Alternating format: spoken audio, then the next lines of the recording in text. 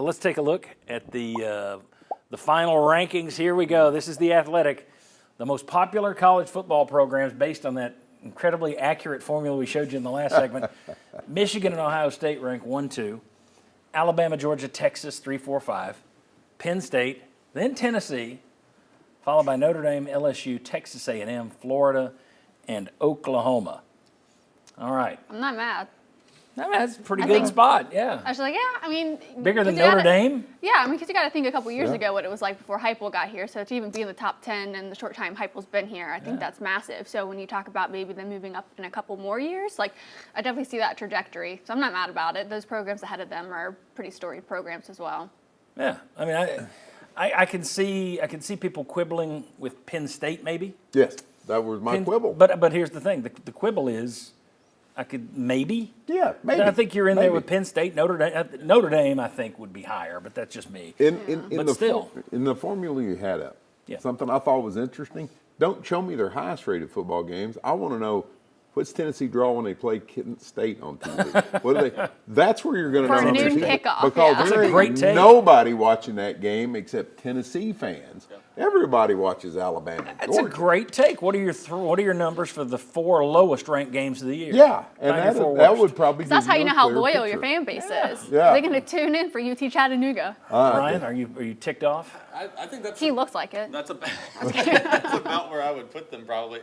My bigger quibble would be at the top. I'm not sure about Michigan as number 1. That's a little suspect to me, but I mean, no. The biggest stadium in the country. Yeah, I mean, and that's probably where part of it comes from. The alumni base. Recent national championship would have increased all those other numbers too. I don't know. I think some people would probably say that more SEC teams should be in your top 5, but they're all in that top 12. So I think it's about right. And I think it's interesting who's missing. Well, that's what I was going to say. See if this goes with yours. 8 of the top 12 are SEC. 3 for the Big Ten plus Notre Dame. Right. No ACC. No Big 12. So, no Clemson.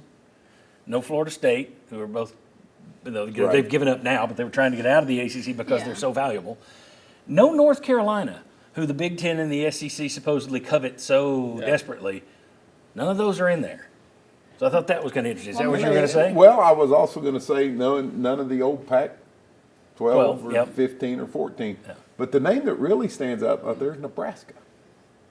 Think about that. I mean, Nebraska was the name in college football for a long time. Yeah, but I feel like unless you're really tuned into college football, like how much do you casually hear anyone really talking about Nebraska? I think even for Clemson, unless you want to go back to like the 2010, 16s, like they haven't been that relevant. Back. Yeah, so. But that just tells you how far they've fallen. Yeah. The Nebraska thing is interesting because in terms of popularity, remember they've got a sellout streak that I think that goes back to the 60s. Yeah. And they've been worse than you are. Yeah. They've been worse than Tennessee has. I mean, remember, Tennessee beat them a bowl game in Nashville, and Vol fans yawned.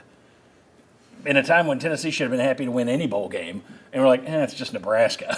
Aren't they the program that canceled the meeting with Tennessee, Nebraska, and Tennessee football? Yeah, so they're going to go a little further down, I think. Yeah, so, I think but their fan base, they show up for their games, so I'm a little surprised they weren't on there. Yeah, I mean, that's the one that stands out to me because just, when I was growing up, which has been a couple of weeks, Nebraska, Oklahoma. How much Google searching did you do when you were? Probably a lot. My first Google search,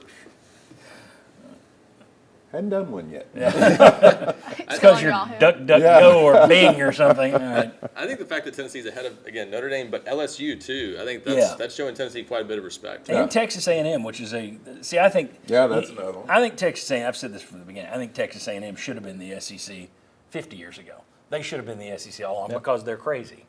That is a weird, the cheerleader stuff, the yell leaders, all the standing, all that stuff. That's a perfect weirdo SEC. Nice. We are nuts kind of a fan base. So for them to be in the top 10, I think it makes sense. Florida only 11th, which I wonder if you go back to 2008 or the 90s, would they have been higher? It's very recency biased. Yeah, and where would Tennessee be if you went to 98 and looked at this? So. All right, very good. Ryan, Bob, thanks for coming in today. I appreciate it, especially walking in the rain. Hopefully it's not pouring out there as you go to your cars right now. And now Ryan's going to come get me at the door. There you go. And we'll be back with Tyler and Josh. We got plenty to cover in this last segment. We got rapid fire questions coming up.